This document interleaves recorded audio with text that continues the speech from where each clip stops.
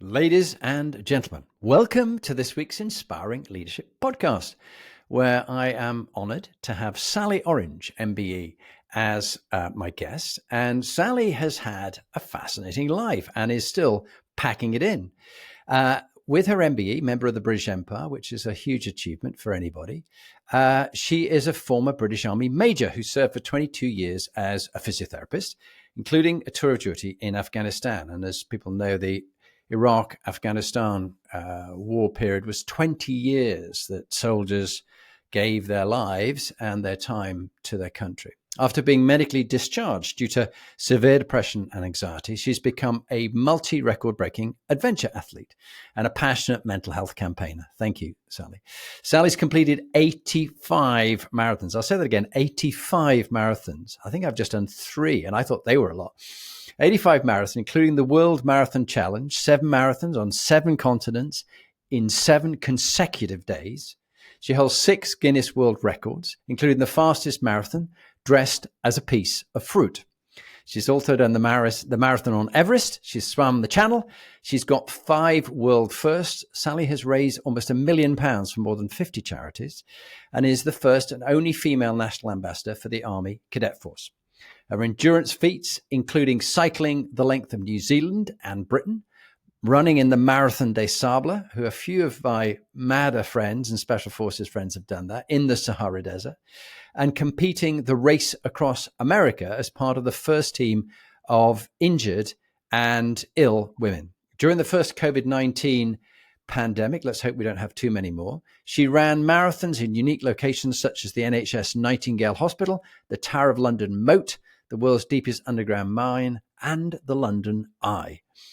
So, Sally, welcome. Great to have you on here. I know we discussed this and you were being modest about not wanting to talk about it, but it's a huge achievement. So, wow, we need to just recognize that. Welcome. Oh, thank you very much, Jonathan. Pleasure to be on. Yeah, well, I was talking to one of my CEOs the other day. We were having an offsite in Germany with his executive team, and he and I had a coaching session while we walked around a lake. And I said to him, how much is enough? And he said, Jonathan, it's never enough. And I thought, that's a really interesting reply. And I said, how will you know when you have enough or you've done enough? And he said, never enough. What's your view on how much is enough, Sally? That is a great question, because it's kind of a theme that sort of runs through my life, really, the never enough. And it's a narrative, unfortunately, that has been quite destructive to me over time, because I've got this constant voice in my head that says I'm never enough. And I think it can help drive you forward because you want to sort of strive to achieve more, but it can be destructive because we don't always have to be the best. So I think there's a difference between enough and the best, and sometimes we maybe get mixed up with those two. But yeah, it's something that I speak about quite often. The sort of the turning down the volume on that voice that says you're never enough. Because I would never think that of other people who've achieved perhaps the same things that I have. So why do we make it different for ourselves? Yeah, I'm at the moment listening to, it's a children's story about a 12-year-old boy, sort of mixture between Harry Potter meets Shogun. And he's learning to be a samurai. And there's, I'm on the book, The Way of the Sword, by a man called, his name is Bradford, his surname. Very good book. But it's this idea of, how long will it take me to master this technique? It'll take you 5 years. But if I work really hard, how long will it take me? It'll take you 10 years. But if I try even harder than that, how long? Take you 20 years.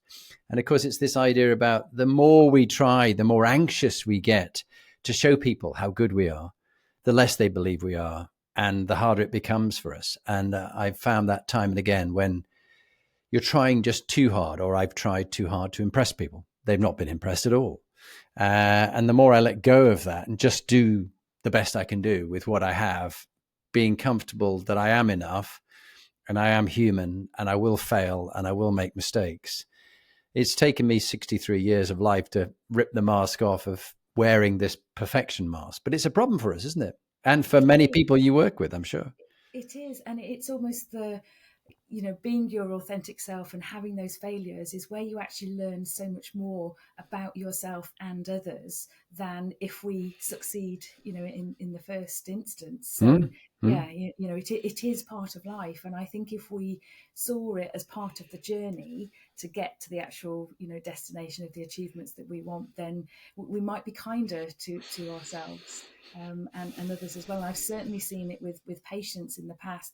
That exact same scenario of, if I do double the training in a shorter amount of time, surely that must mean I would get better quicker.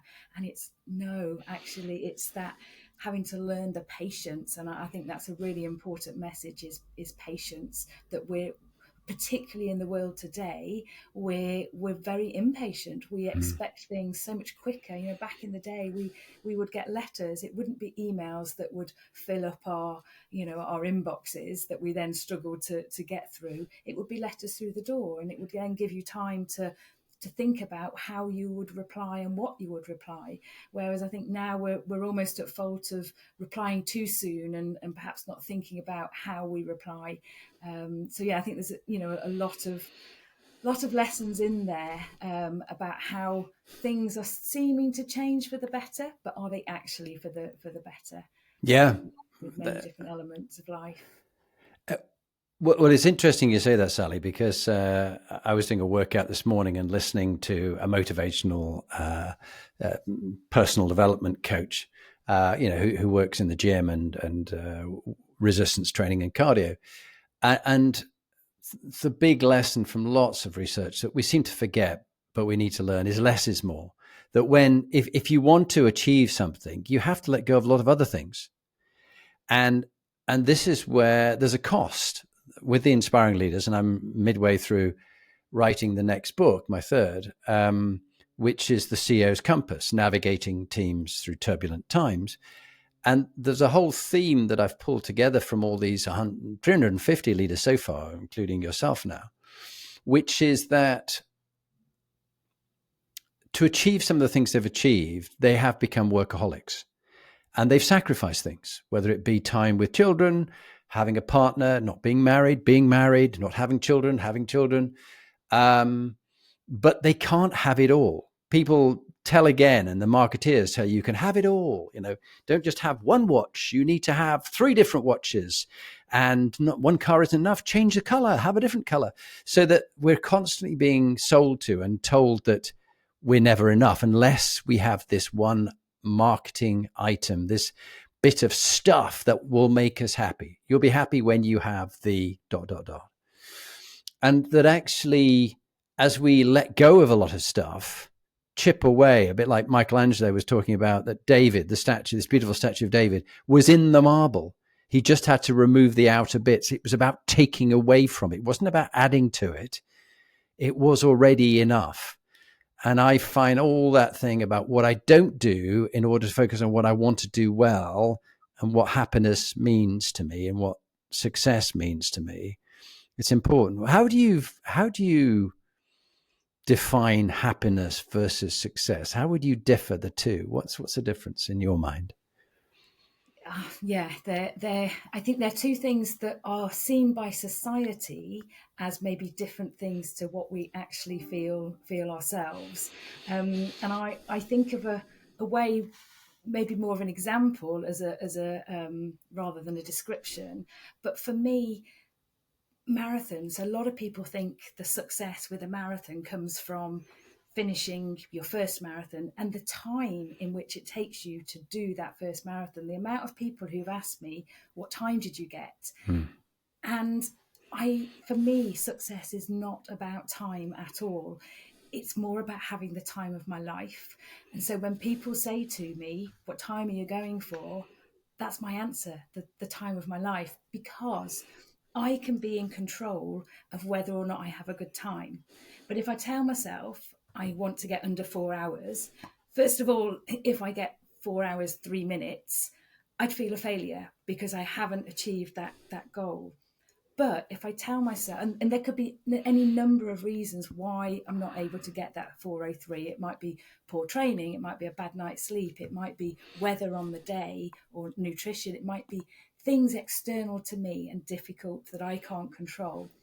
But if I give myself the goal of completing the marathon and enjoying it, then it's the same race, but it's a very different scenario. And for me, the enjoyment comes from wearing my different costumes, because that makes people smile and it gets them to cheer, whether that be a young person or an older person.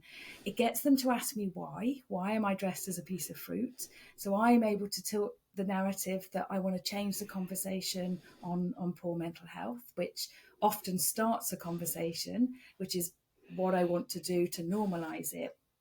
And it means that I can learn more about other people as well. So if I'm interested in hearing their stories, I learn as I'm going along. The same as when I'm training, I listen to podcasts. So the journey of actually getting there is empowering me, and it's growing me and developing me.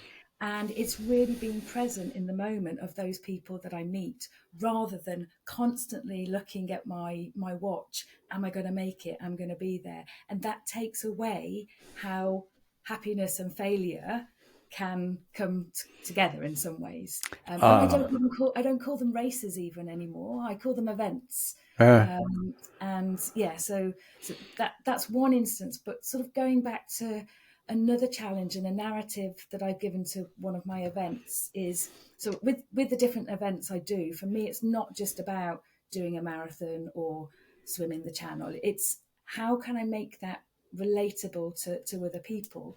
And one of those challenges that I did was, it was called the Escape from Alcatraz. It was a triathlon. And Alcatraz, as we know, is a prison.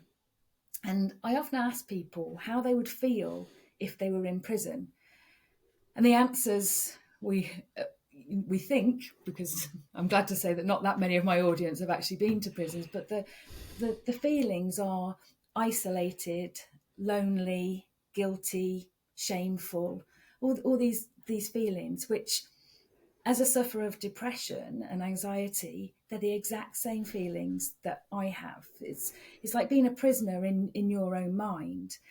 And the triathlon started at Alcatraz, and it went across the waters. And the waters are quite treacherous, and they're very, very cold and very, very turbulent, which is the link to your new book.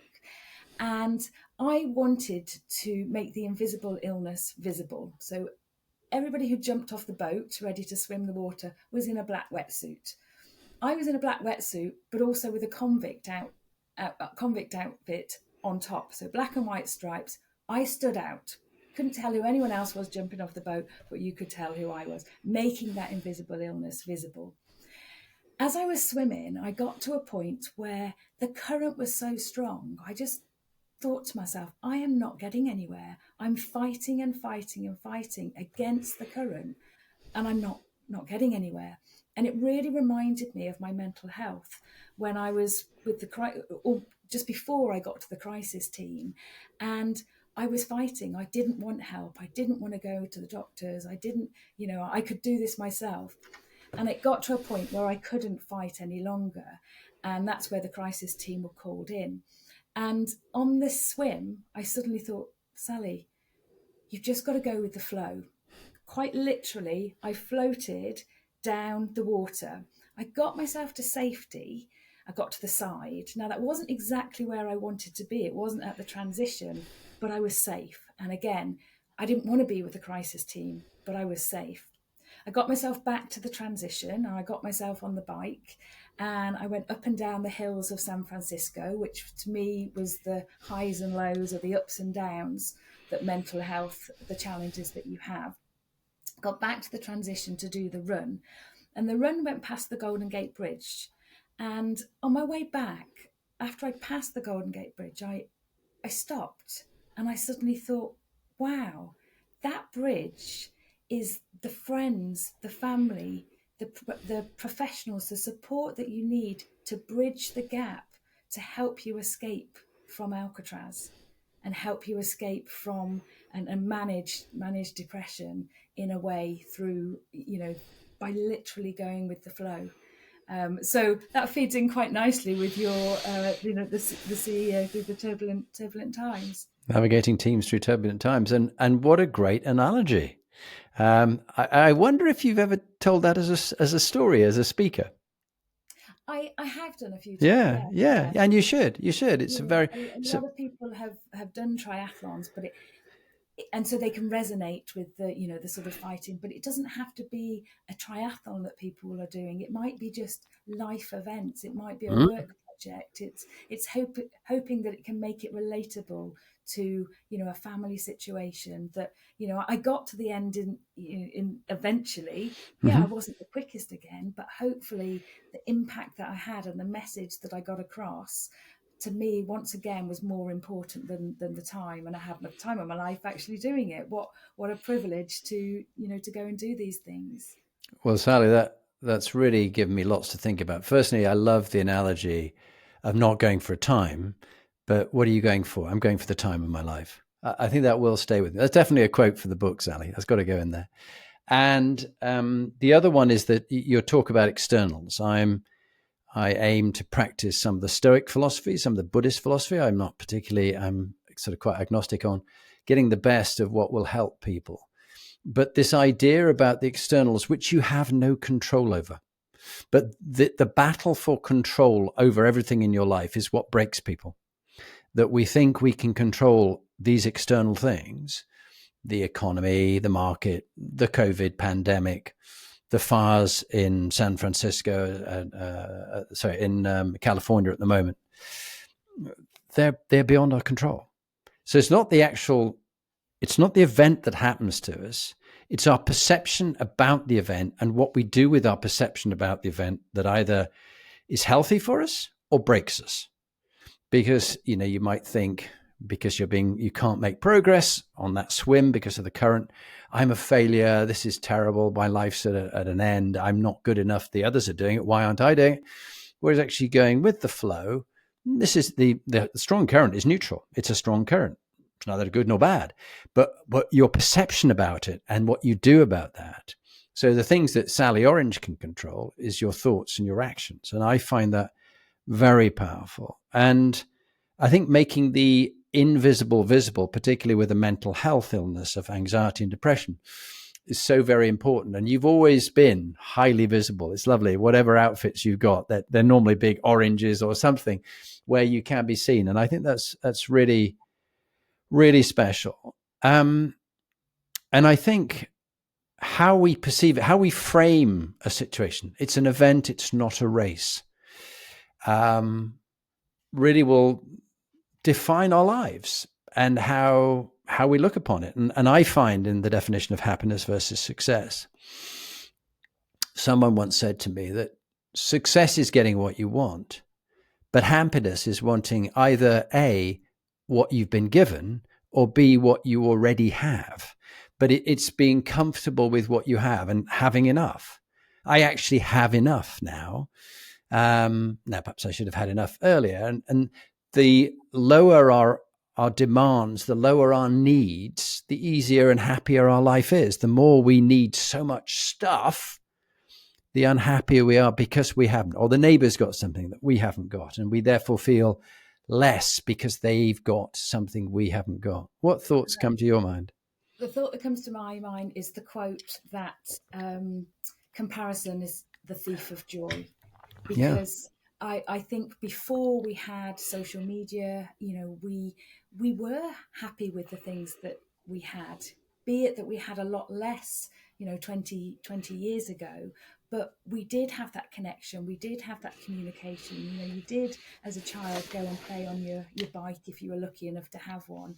And that brought different things, but because now we see that others have better bikes, bigger bikes, faster bikes. I'm just using the bike as an example. Be that Hmm. anything, be it a phone, be it a watch, a computer. There's always bigger and better, and I think it's almost harmful in some ways these days that young people are told to go for bigger and better, because it's never having that joy in what's been achieved. I was listening to a podcast the other day that sort of took you through a journey of the decades, how perhaps in your 20s and 30s an individual is trying to conquer their career and sort of get themselves on the steps there. And, in their 30s, they're perhaps having a family. And so they then lose contact with the friends that they previously made during their careers because they don't have time for it. And then,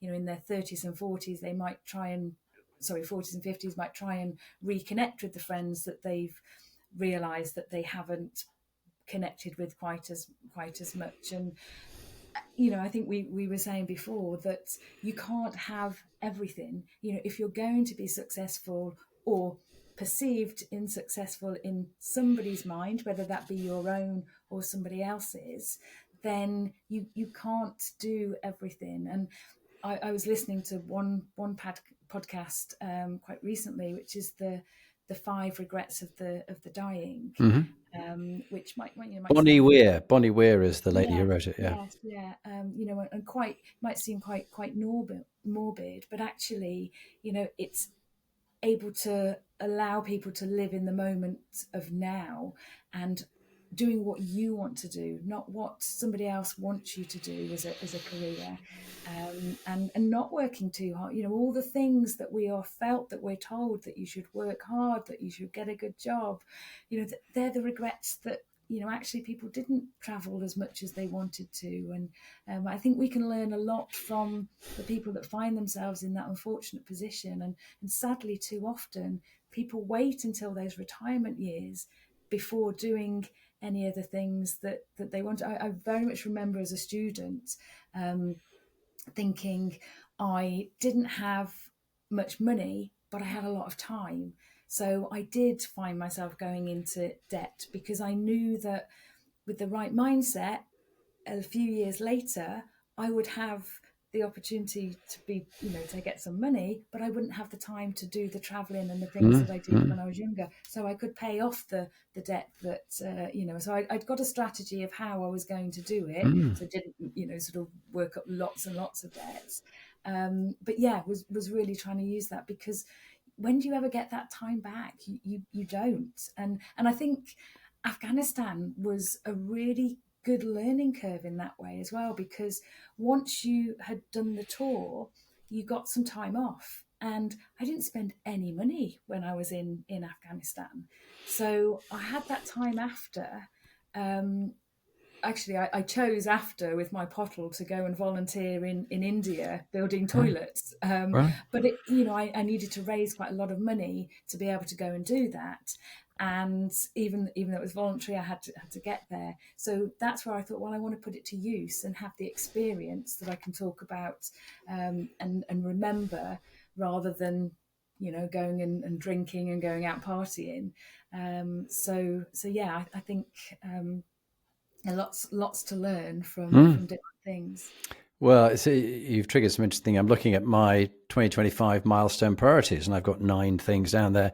But number 8 is experiences. Like, I'm going to be traveling to Nepal with my wife, Lee, and we're going to be setting up a wing of the Inspiring Leadership Foundation for the victims of violence against women and girls. And this is going to be women in Nepal who are sexually trafficked into India and abused and misused. So we're going to be working with my friend, General Himalaya Thapa, and his wife, Bina, as well as doing the ABC, going up to Annapurna base camp and just doing a little tour with some of the members of the charity. But that's part of our experiences in life. And it is really important that however long we've got, we don't know how long we've got. It's, my brother David died a couple of years ago suddenly from metastatic cancer. He had 10 weeks after he was told to live. And then he was gone. And so you just suddenly realize we are all going to die. That's one thing that is certain. Many things are uncertain, but death, taxes, unless you're Donald Trump, and then you can claim that you've had so many losses you shouldn't pay any taxes. But what about some of the inspiring leaders? This is an inspiring leadership program. You were recommended to me as an inspiring leader to come onto the program, and I have watched your achievements with admiration. But who would you call out as, perhaps, I think you mentioned 4 to me, who would call out as 4 inspiring leaders, and what qualities that you admire in them? Some you might know a little bit, but what's a little story of the 4? Yeah, so the 4 that I mentioned to you were Sir Chris Hoy, And it's really quite poignant at the moment, especially mentioning your brother just then. My father's recently been diagnosed with stage 4 esophageal cancer, I'm sorry. and has been given a time limit, which I think maybe is why I'm sort of the podcast that I was listening to is sort of trying to help with dealing with the situation. And Sir Chris has obviously recently become quite public about his stage 4 cancer diagnosis, and he's written a book, and I would recommend anyone read or listen to that book. I've listened to it, and Me too. Me too.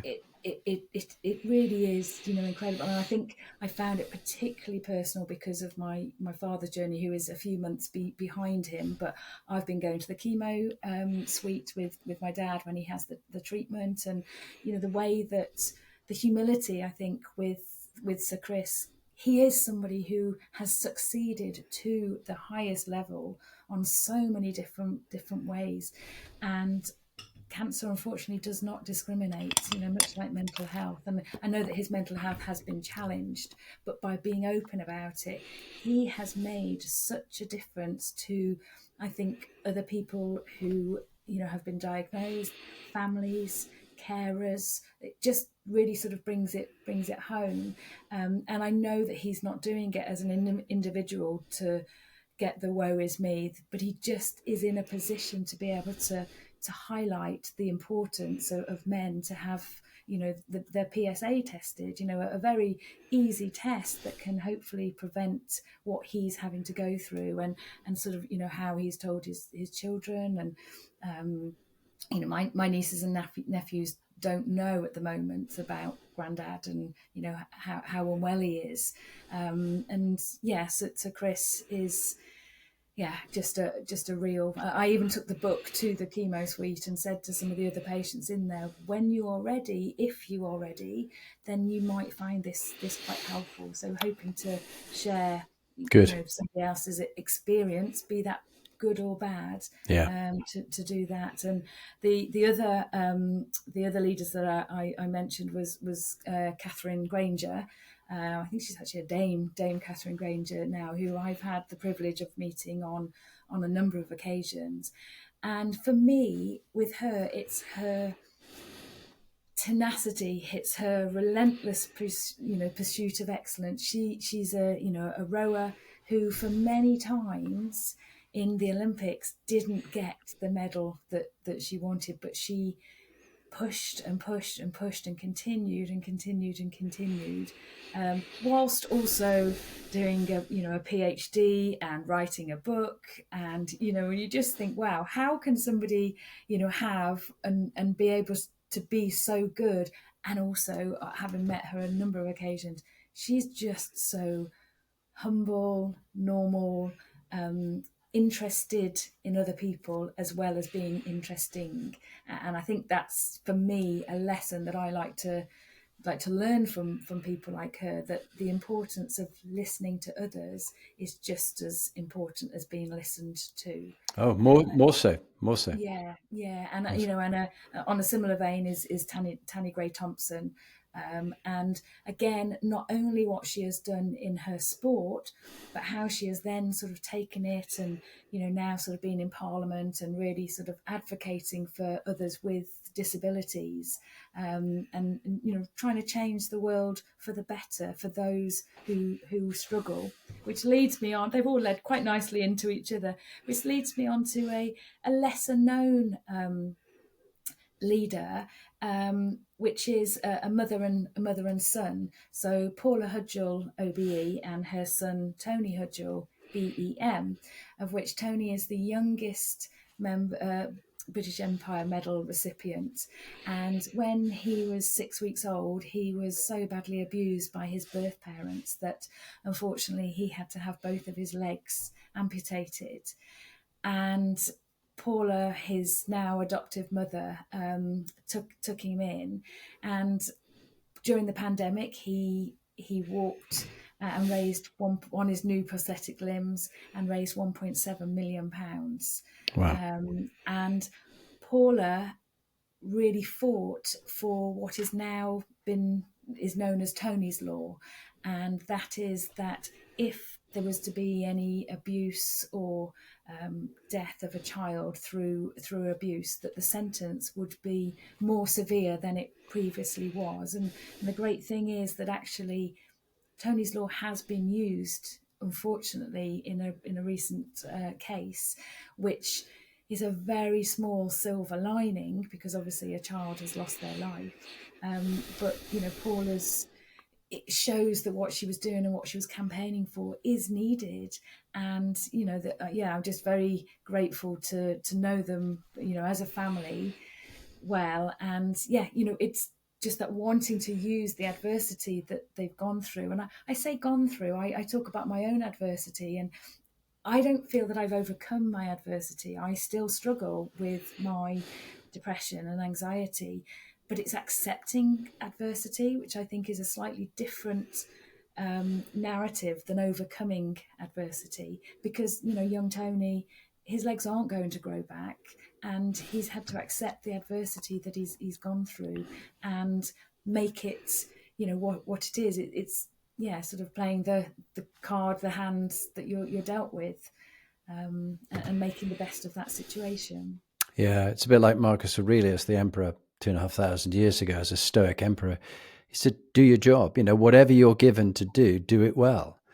And thinking about it, achieving things in life, those who are listening to this podcast on different podcast platforms need to have a look at the YouTube version of this with Sally and I discussing it, because behind Sally in her lovely orange jumper that she's wearing, or a top, there are various things, including one of those iPods stuck onto a speaker. And I never knew those existed these days. And then there's various achievements, like a picture of you in a university gown and various things. Take us through what's behind you, Sally, because this is quite interesting. What's the picture of? Yeah. First of all, there's the nostalgia with the iPod that I Yeah. Alexa now, but I still like to keep haven't quite still got my my tape deck, which is what I used to have. But and that's only actually last week that they were put up. So, but there's actually quite a special story behind the honorary doctor, the honorary doctorate story. What is it? And where's it from? The honorary doctor? It's from the University of Nottingham. Oh yeah, well done. Yeah, there's quite a story behind it, in actual fact, because when I was 16, I broke my leg, and unfortunately I had to spend a month in hospital. While I was in hospital, my boyfriend at the time, who had actually fallen on my leg while we were ice skating, he went off with my best friend while I was in hospital. So it wasn't the best time of my life, but looking at the positives that came out of it, it made me realise I wanted to become a physiotherapist. And I was doing my A-levels. Unfortunately, because I'd missed quite a lot of time off school, I failed my A-levels. So, determined to be a physio, I resat them. But unfortunately, I did even worse the next year than I had done the previous year, because I put so much pressure on myself. And it looked as though my dream of becoming a physio was out the window.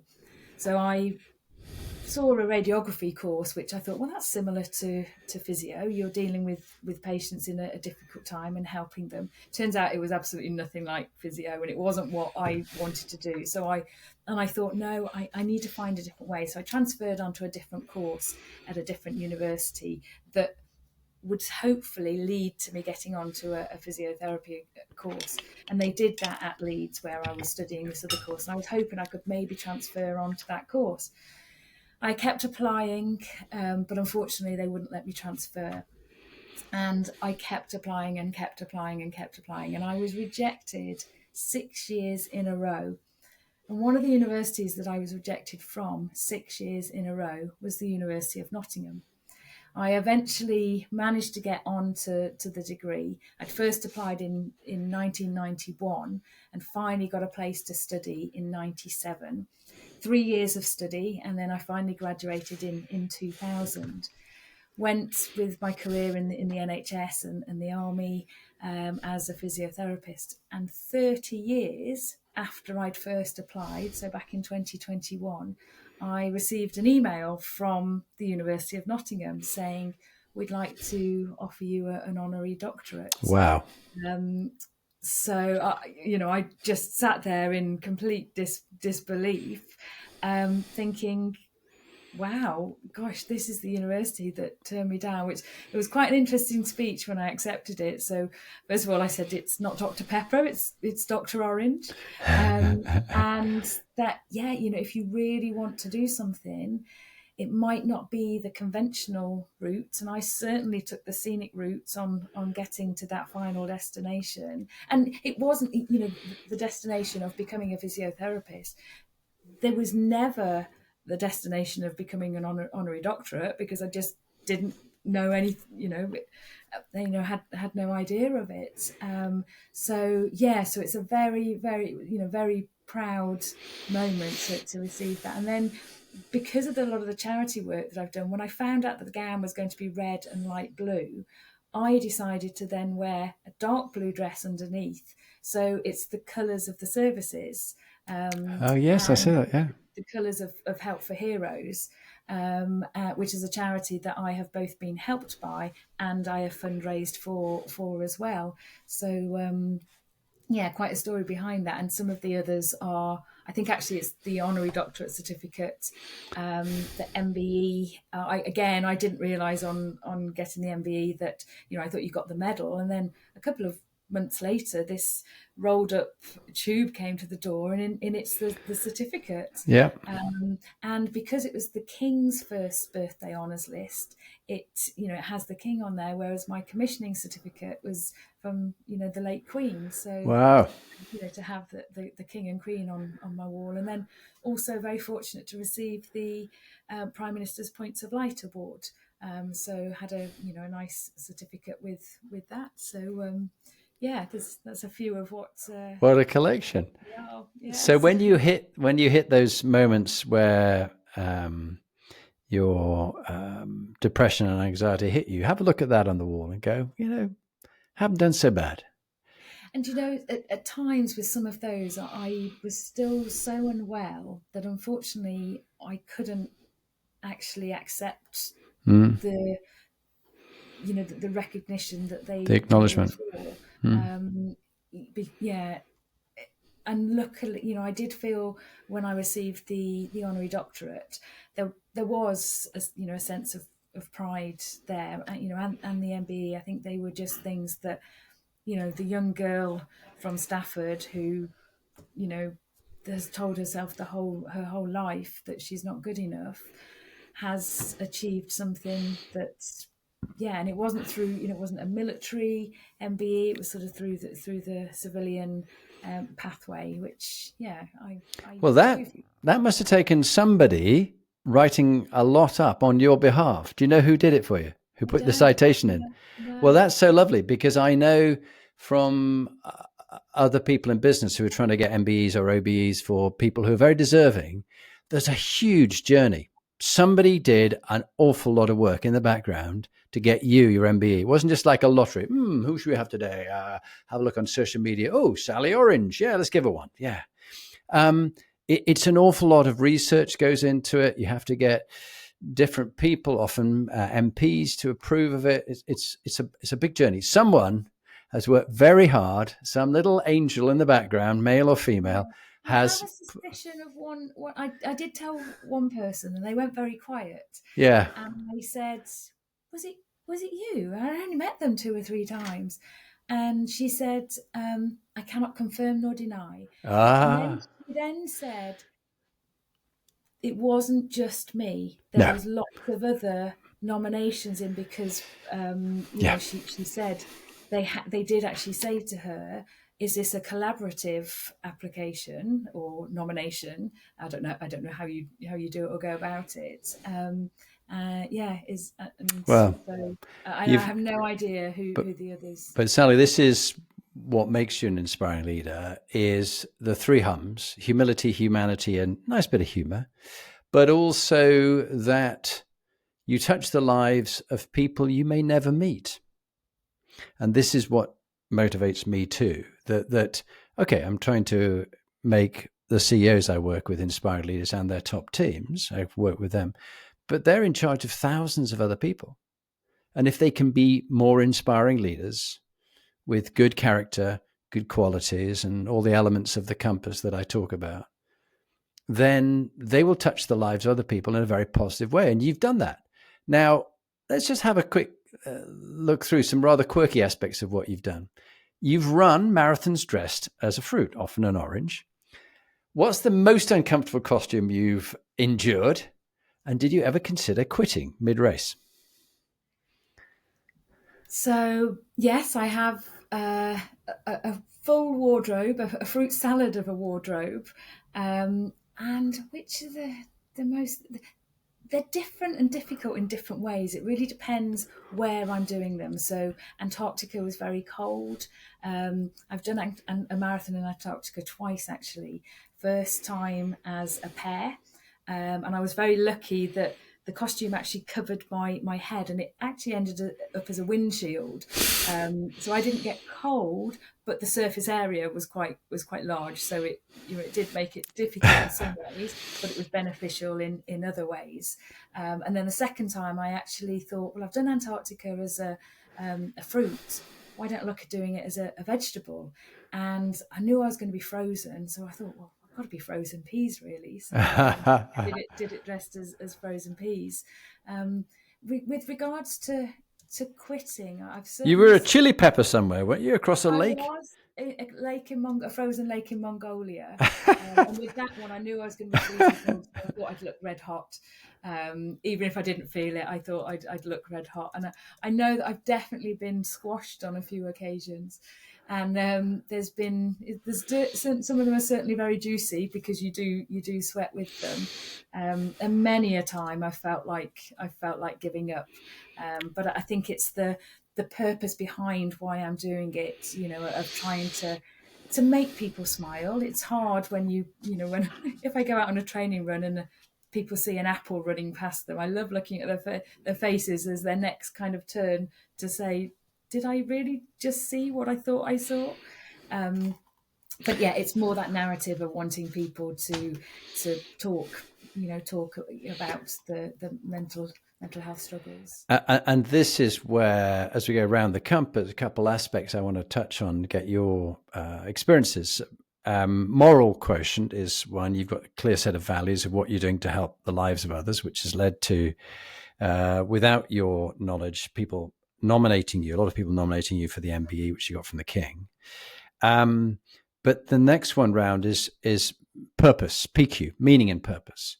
And I've heard from you that to endure and make people smile, raise funds, make a difference is what gives your life meaning and purpose. Did I hear you right, or are there other aspects as well that I haven't mentioned? Yeah, I think from a young age, I always wanted to help people, and I think being a physiotherapist, that came from my own challenges with a physical an injury, and I think empathy is a really it's a quality that can help you in certain roles. So I knew every patient that I had, I'd been there, I'd been in that situation. And when that flipped from it being a physical challenge, a physical injury to a mental illness, again, I'd been there. And so I could recognize it in patients, I can see it in other people, and hopefully other people feel that they can talk to me about it and their own struggles, and I can point them in the I can't help everybody, but if I can signpost them to where they can access help, that is that's what I get something from. I'm not qualified to be able to I've only got my own experiences, but something you mentioned Nepal when I did the Everest Marathon last year, something that was probably my hardest marathon that I've ever done, the Everest Marathon. When I did the World Marathon Challenge and took the 7 marathons on 7 continents in 7 days, that was to take the mental health message around the world. It's a global problem. And then the Everest Marathon was about taking it to the top of the world and really shouting about it. And I chose to do it as a slice of lemon because I wanted to be ice in a slice. So there's still the humour in there. But what it did was actually the Nepalese guide, as we were going up to base camp. So it was a 10-day trek to get to the start of the marathon before actually running the marathon. And I was explaining to my guide when we got to Kalapatar that I had been to base camp before when I was with the army, but I hadn't actually achieved Kalapatar because I was in my tent crying on that day, not because of altitude sickness, but because of depression and this "you're not good enough" narrative. So I said to him, I really want to do it this time. I want to do Kalapatar and get to the top and see the views. And he stopped and he said, you have depression. And I said, yeah, that's what the costume's all about. So I said, I still have depression and anxiety. And he said, wow, I would never have thought that. I said, that's the thing, you never know. He then said to me, do you think I would struggle with anxiety? And I said, no. He was this great, gregarious, really fun-loving guide. And he said, I really struggle. I said, wow. I said, how do you manage it? And he said, alcohol. And it made sense because there had been a couple of briefings that he'd given where he'd actually come in quite drunk, and we saw it as a team, we saw it quite funny, but I know that it could have been detrimental to a different group of people. Did the marathon and thought, wow, finished the hardest marathon I've ever done. And we had 2 more days to actually get back down to after the marathon. And on one evening, he stopped me and he said, Sally, he said, I need your help. I need your charity's help. I said, I don't have a charity. I said, but what do you mean? And he explained to me some childhood experiences that he'd had. And it was quite clear, although I'm not qualified, I've spoke to enough people, it was quite clear that he was suffering with PTSD. He said to me, he said, if I don't get help in the next 10 years, I'm not going to be here to see my children grow up. And I said, well, when we get back to Kathmandu, let's see what we can do and who we can put you in contact with. I'm sure there's some Nepalese charities. And sure enough, I'm still in contact with him now. He's been to his GP, he sees a therapist, and he's thanked me for being there at his critical time. And for me, that is that bigger achievement of that Everest marathon, not the fact that it was the hardest marathon I've ever done. It was the impact that it's had on a male feeling that they could open up to me, but particularly a Nepalese male where their culture is very, very different to opening up about that. And, we only have to think of, it's 10 years this year from the earthquake. What mental impact must that have had? Is it different because of their spiritual belief? Did they not suffer quite the same, or do they just not talk about it because it's something that their culture doesn't talk about? So yeah, that's what that's what I'm proud about. Proud about the fact that I'm still in contact with him, and he feels that he can still sort of keep me updated. And show that he can be there for his son. That's a lovely story, and it really touched me that you were strong enough to be vulnerable, which allowed others to think, this is okay, I can do this too. And the leaders that are listening, probably in over 125 countries around the world, to you talking now to Sally, I just want them to take away that particularly men, it's a bit of a problem with men, they tend to do violent things to themselves rather than talk. They'll take their own lives in grim ways. Women will do too, but men tend to not talk, think they've got to be strong and be rugged.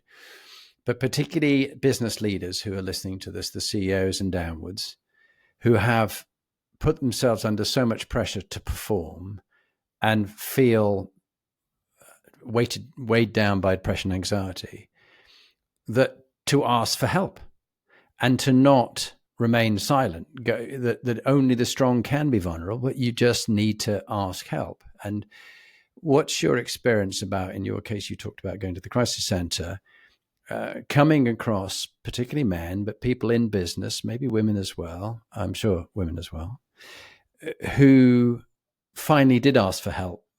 Because, of course, the ones who haven't, you won't know because they're quiet. And there's that advert, which still sticks in my mind, at the football grounds with the two mates going to the football all the time. And one looks a bit low and a bit sad. And each time they're meeting, the other one's jumping around, but the sad one's just sort of sitting there. And you think, that when they come back, there's just a scarf around the guy's seat. and you think he's taken his life. It wasn't him. It was the friend who was the cheerful one, who everybody thought, oh, he's fine, you know. And I've seen this with people. The one you think they just seem to have all their shit together, but they haven't. They're covering up. They're putting a mask on, and they really are broken. But they daren't ask anybody because they've got this image to upkeep and sustain and to make out that they're superhuman. What's your thoughts? I was that person for 20 years that had a brilliant mask and covered it. And, you know, back in the day, I was told I would never get a job if I told anyone that I struggled with depression. And it's unfortunate that I lost the career that I loved because I left it so long, and it got so bad that it was then seen that the military environment wasn't the right place for me. Now, had I got help sooner, that potentially could have not got to that situation. And I think it's that's led to me having this deep passion, because I don't want anyone else to lose the career that they've worked so hard for. You know, for me, particularly with that physiotherapy, I just lost all confidence, you know, in myself as a physiotherapist, and also the organisation. So I no longer practice. And it should never have been like that. I sat last week on a Zoom funeral, sadly, of a friend who had taken their life. And again, you know, was the director of a comedy club. So we only need to look at people like Robin Williams and even Robbie Williams, you know, who was this entertainer. I know that he's still with us, fortunately, but, you know, an entertainer, and looks as though he has absolutely everything, yet inside the demons that can be there. Unfortunately, we live in a very cruel society as well, that you know, keyboard warriors, and that it always sticks in my mind the saying that sticks and stones will break my bones, but words will never hurt me. That's never true. No, you know, the words that people say, the words that we tell ourselves, are so powerful, and they hurt us more than the sticks and stones. Very true. No. As someone who suffered from bullying at school, it really got to me. And I was 16, 17, 18 at a place called Welbeck College, which was the Army's sixth form college. And there were a few really thoroughly unpleasant people who ganged together and saw me as too nice. One of them said to me, the problem with you is you're too nice, so we want to make your life shit. And I thought, where's this come from? Like, how sick can you be? But that was a confession right at the end, after I'd been through all the name calling and the humiliations and the just wanting just to disappear. And that's the concern today, is that for young people today, you know, I'm very fortunate to be one of the national ambassadors for the Army Cadet Force, and so know a lot that they don't get away from this. You know, there's a device in their hand, or there's a screen back at home, that when it comes to home time, it doesn't stop. You know, when I had the name calling at school, whether it be teasing or character building, as my mum used to call it, I remember just saying, I don't want a character. I just don't want it to be going on. And yeah, you can't get away from it. But it isn't just children, it's adults, and it comes from other people feeling inferior or insecure, and they're the ones who the bullies are, because they need to feel that they're better. Again, it's this striving to be better. Well, what worries me even more, Sally, is I experience organizations where the group CEO sets up the culture for the organization, where he bullies and intimidates, often men. Sometimes females actually can be really horrible to other females, really viciously catty and just lethal. But that bullying is often allowed in different layers of the organization. And they go, this is the way we do things around here. And I've seen very healthy cultures become one where people pull each other apart. They literally pull them down like crabs in a barrel. As soon as someone's trying to do well, get out of the barrel, crawling up the side and about to emerge and do something great, the others pull them down. They don't want them to do better than them. It's this comparison is the thief of joy. But they use it in a work environment, and that's not acceptable. It's not acceptable in any environment. But if you're out there listening to this and you even think you might have occasionally been a bit toxic in the way you run people down or humiliate people publicly, never underestimate the impact. People forget what you say, they forget what you do, but they never forget how you make them feel. And many leaders never care about that. Oh, they've just got to grow a pair and get on with it. We've got to be a bit more hardy about this. No. And I'm not talking about the military. The military, obviously, that's part of the culture again of the ritual abuse that I got on P Company doing airborne training. And it was good for you, character building. It wasn't at all. It was not necessary. I could do those achievements without being shouted and screamed at and made to look stupid. So that's a powerful one to switch across to your piece, Sally, where you would just introduce yourself now. Say who you are, some of the things that you've done, why you do what you do, and then share your top leadership tip. And that would be a nice way to bring it to a close. So, sorry, you want me to? Yeah, introduce yourself. Tell us what you do now and what you've done in the past, and then give us your top tip. So, Sally Orange, who served in the military for almost 22 years as a physiotherapy officer.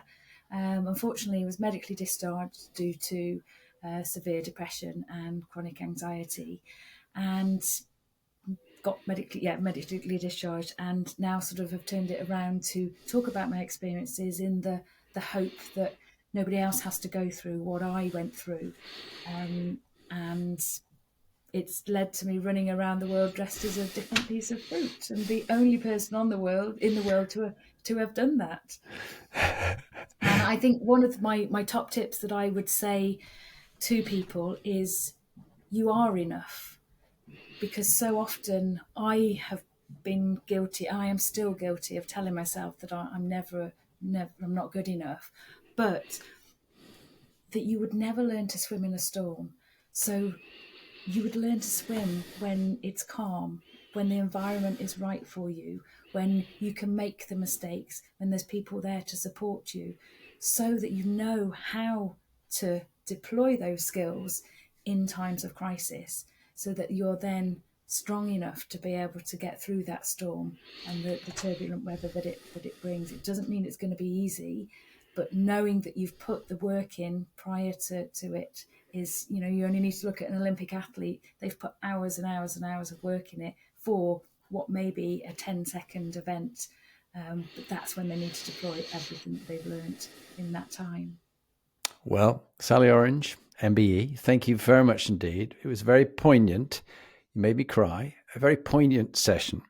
And I'm very grateful to you for all that you do for all the charities. I appreciate the connection you've now made with my wife's charity, the Inspiring Leadership Foundation, and the work we do for vulnerable women and girls.